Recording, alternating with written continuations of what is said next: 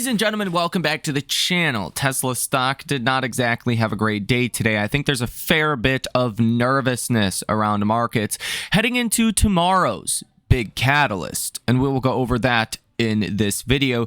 You could see a big move in markets. Now, as well as that in this video, we will look at the CPI report, the expectations around that, but Dan Ives has commented on Tesla's compensation package of Elon Musk, or for Elon Musk. What does he think about this? I'll share that clip with you as well in this video. We do have a short clip from Tom Lee, and a billionaire investor says there is trouble coming ahead for the stock market. Now, September's gonna be a troubling month as is, but how much trouble are we talking here? And what's in store for this end of the year rally, as I expect we will see? The work is cut out for us here in this video, ladies and gentlemen. Hit that like button as well as subscribe to the channel if you have not done so already. Check out that link down below in the description of today's episode. If you want to come invest in small cap AI stocks, high quality companies, in my view, before Wall Street understands them, okay? This is the best place to be at the right time, in my opinion. I'm not a financial advisor. I'm not a financial planner. This is not your get rich quick ticket. If you do not believe in the companies that we believe in, or I believe in, do not invest just blindly. Come to your own conclusions and contact a financial advisor before making an investment decision, because I am not your financial advisor, and your financial situation is going to be a lot different than everyone else's. But with that said, check it out, link down below in the description of today's episode, and let's get into the video. Okay, so first and foremost, I think today in markets, we didn't have much in terms of broader market news that kind of sent stocks lower, like Tesla. Indexes actually did okay today, but a lot of stocks were in the red. Not any real specific news to tie that to. I think there's some nervousness heading into tomorrow's economic data. So tomorrow morning, you have your big non-farm payrolls annual revision. Now, for 2024, we had an annualized revision, or for 2023, you had negative 818,000 jobs. So tomorrow's revision is for 2024. We're going to see how many jobs they're going to take away. We don't have any expectations around this number. There's not any real estimates out there. We heard from Scott Bessent the number could be around 800,000. Now, to me, this doesn't matter, okay? But to Wall Street, this could be a reason to sell stocks. This could be a reason to get, a little bit more negative. The fact of the matter is, in September, there's a heavy bias towards just selling stocks, right? People are bearish just because they're bearish, because of September seasonals. And not to mention, the AI Investor Sentiment Survey is heavily skewed towards people that are bearish, right? Bearish investors in this market at 43.4%, neutral investors at 23.9%, and bullish investors at 32.7%. People are bearish. Mix that with weak September seasonals. Again, September is the worst month in the history of the stock market. And boom, tomorrow's catalyst, while it's not really important, could be a big moving, factor to drive markets lower or higher. But the bias, again, is lower. Now, that's going to be important. On Wednesday, you have PPI month over month. On Thursday, you have CPI. So core is expected at 0.3%, unchanged from last month. Core year over year is expected at 3.1%, unchanged from last month. Headline inflation month over month is expected at 0.3%. Last month was 0.2%, so expecting a little bit of a rise there. And headline inflation year over year is expected at 2.9%. That would be up from 2.7%. I think you could come in a little bit on the low side. That would be great. Keep in mind there's the decimal factor here. If you come in at 0.25%, that's roughly 3% kind of annualized, 12-month annualized inflation. If you come in at 0.34%, that's 4% annualized inflation. So there is quite a bit of a difference between a low 0.3% and a high 0.3%. Again, because there's the rounding effect. So when you see the number, it's not necessarily a beat or a miss if it comes in line with expectations. You have to look a little bit closer under the surface. And again, as long as we don't come in higher than 0.3%, we're going to be good from an inflation perspective. Like, it's not going to derail the markets if we come in line with expectations. If we come in really hot, that's going to be a problem. If we come in on the low side, that's going to be really good. I don't think it's going to be so good, though, in the sense of you get like a 2% positive day, like you would maybe have in August or in July, for an example.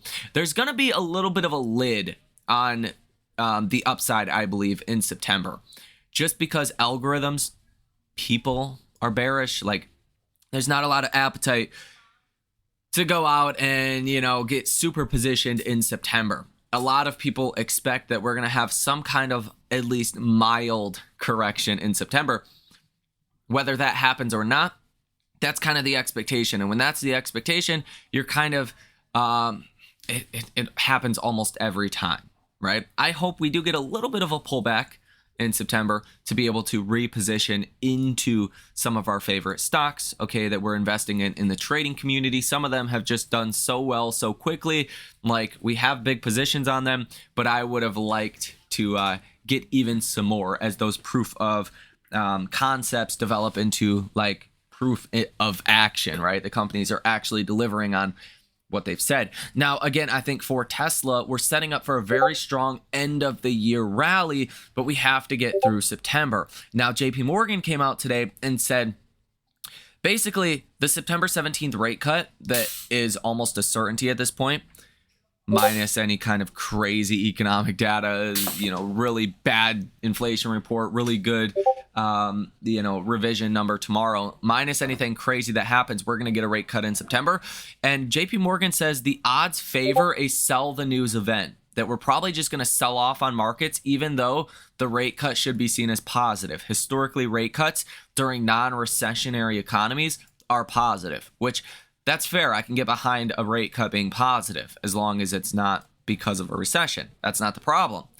JP Morgan says we're going to get a sell the news event because stocks have done well, sitting near all-time highs.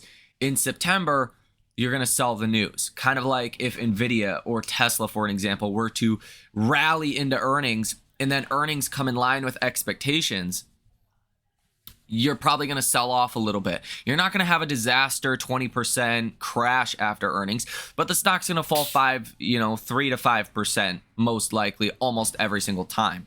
Okay, if there's no positive surprise. That's what they're saying is likely going to happen for the markets following the Fed cut on September 17th. So I expect there's going to be a little bit of nervousness, a little bit of chop between now and September 17th. But if stocks do rally into the Fed rate cut, you probably will get a sell the news event. And, well, that's surely not happening today for Tesla. Tomorrow's catalyst could be important. Again, the yearly revisions number for 2024, it's not going to change much. It's not going to change anything, really. From a numbers perspective, we're going to have the same economy tomorrow as we had today, but Wall Street probably will react pretty aggressively to it. And in my view, I think the bias is we're going to have a worse than expected number, like 1 million downside revisions instead of 800,000. But I think there's a decent chance we might only come in at like 600,000 or 700,000 and actually have it be smaller than expected, which could be a slightly positive catalyst as well tomorrow. So it's kind of a toss-up. Could be positive, could be negative. But just with September seasonals, you are kind of tilted in the negative direction. Take a listen to what Dan Ives says about Tesla and Elon Musk's new compensation package. Talk Tesla a lot. So curious what your reaction was to this package that Robin Denholm talked to us about on Friday on the broadcast. Obviously, Elon Musk, if he hits all of these metrics, could be paid as much as $1 trillion. The most important asset for Tesla is Musk. And the reality is, in this AI world, Elon staying on and happy is so important in this autonomous and robotics world. And I believe it's exactly what investors wanted to hear. I ultimately believe now that path toward XAI in terms of more and more ownership, as well as ultimately getting to 25% voting control. Because I think for Musk, it comes down to the trillions that he's going to create over the future. I think this is a no-brainer move of the board. What do you make of those who critique this and say, you know what, he's as incentivized as anyone. He's at the company. He has a huge stake in the company. He's the face of the company. He's not going to leave the company. He's not going to, not focus on this company. What do you think of that? Yeah, look, I understand that, but I think the reality is that, Elon's thinking about the future when it comes to XAI, when it comes to autonomous, when it comes to Optimus. And he needs to make sure that he has control of that wheel. Of course, there's the financial incentive, but I think more and more it's really also about the voting control as that ramps up. And this is an AI arms race. And Robin, House of Board know that they need Musk. Musk right now is wartime CEO when it comes to AI. And that's why I believe, look, autonomous alone is worth $1 trillion. And as we all had, just like what we're talking about with Altman, this arms race, Tesla needs Musk. And I think Musk needs Tesla. But Dan, very quickly, you don't think the goals that he has to hit are crazy then? If you think autonomous alone is worth $1 trillion, if you wrap in AI on that, these seem like potentially achievable goals if he can deliver on all of it. Mm-hmm. Yeah, Becca, I'd say I think these are achievable goals, and I think the street continues to massively underestimate what Tesla's going to look like over the next 3, 5, 7 years. Well, there you have it. Dan Ives says that the street continues to underappreciate and overlook what Tesla is going to look like over the next 3, 5+ years. That's pretty accurate. I do believe partially why Tesla rallies into the end of this year is kind of a re-rating between Tesla no longer being looked at as an auto company, but being looked at in focus and in relation to its AI projects. I think the compensation package really puts it on the map. There's only one specific tier or operational milestone that has anything to do with Tesla selling cars. It's hitting 20 million vehicle deliveries, right? That's it. Everything else has to do with AI and massive profitability, which could never possibly be hit by a car company. This compensation package is the largest AI compensation package in history. It's kind of insane that Wall Street overlooks Tesla so much.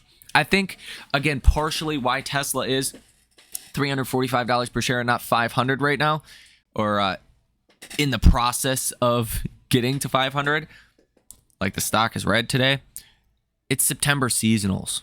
Once September is out the way and we are into October, November, December, that's where things are going to get exciting to the upside for Tesla. Now, take a listen to what Tom Lee says about the markets right now, about the jobs report, and many other specific things. For the economy and therefore what it portends for the Fed.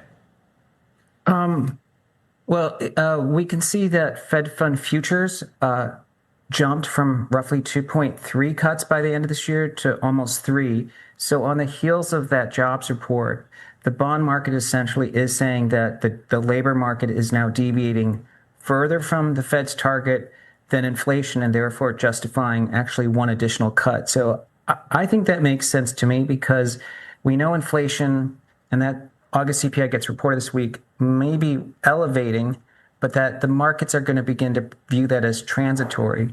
Whereas the weakness in the labor market, as you know, once it begins to weaken, it's very hard to reverse that momentum. So I think it's important for the Fed to intervene quickly.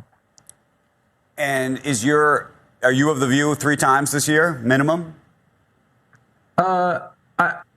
Sense. To me, if I look at what the bond market's pricing, which is now essentially 3 cuts, and the Fed is talking about 2, the bond market is saying the Fed is behind in terms of how they're perceiving these changing conditions. And so I think on the 17th, when the FOMC makes its rate decision, I think there is a chance the Fed responds to that. And if it does, it's going to be good news, because the bond market is going to take comfort from the Fed at recognizing the labor market's weakening.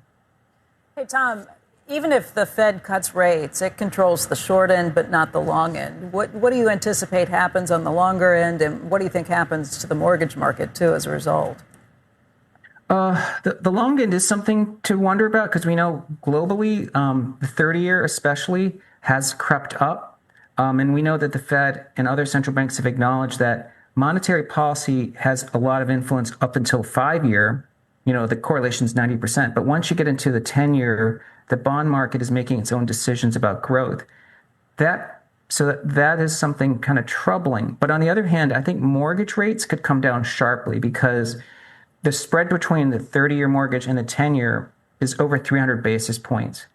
The 50-year average is around 160. So the Fed, if it begins to resume cutting and the bond market views that as essentially an easing trend, the 30-year mortgage could drop 150 basis points if the 10-year doesn't even move. That's a lot of easing for the housing market. That is a big deal. And I know you're not an economist, but you have to have a view on where you think the economy is headed. If we get these Fed cuts and the economy, doesn't take a steep leg down, despite what we've seen with the jobs market, that's one thing. But if we get these cuts and you're also dealing with a slowing economy, potentially even a recession down the road, I mean, that's a completely different story. You looking at these Fed cuts as for good reasons, because we can do it and get away with it and it's going to improve the economy, or you looking at this and thinking, I worry about what comes on the other side?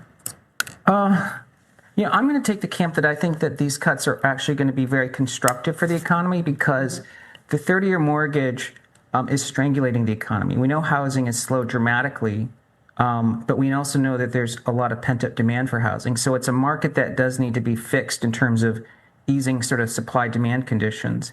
And we also know that ISM, which is a measure of business confidence, has been below 50 for 31 months. It's the longest stretch since the ISM's ever been created.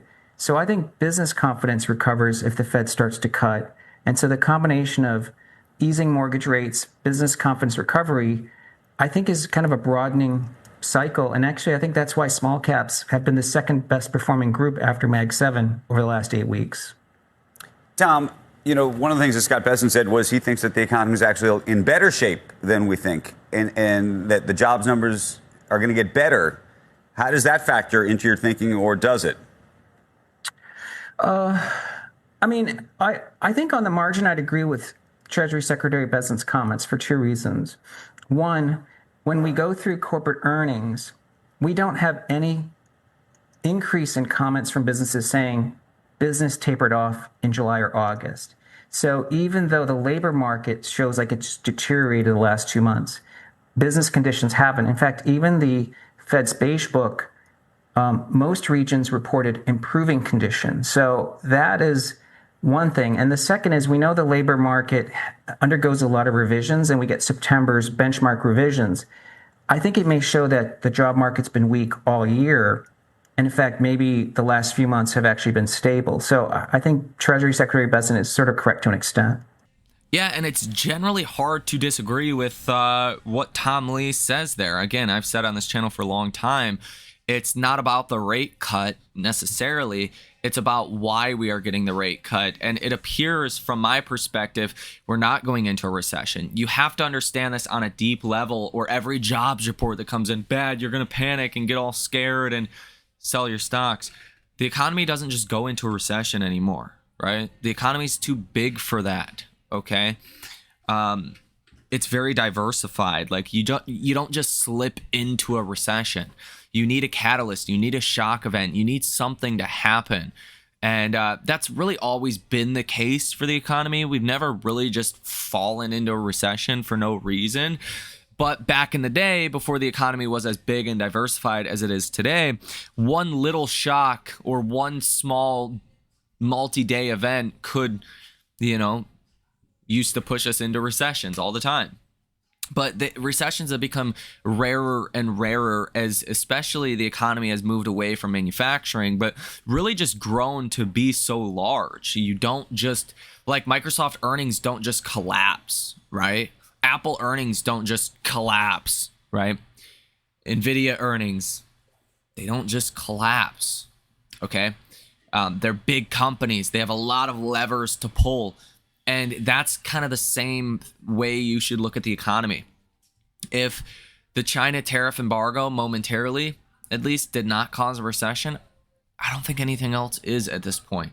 And it's just a matter of time before we're on the other side of it and Wall Street realizes the economy's not going into recession. We're getting rate cuts for the right reason. Inflation is moving lower. Tax policy is very much incentivized towards growth initiatives. AI is alive and well and going to continue to be a big driving force in this market. So let me know your thoughts on this down below in the comment section. Hit that like button as well as subscribe to the channel if you have not done so already. Check out that link down below in the description of this video to come join the trading community. Have a great rest of your day, and I will see you in the next video.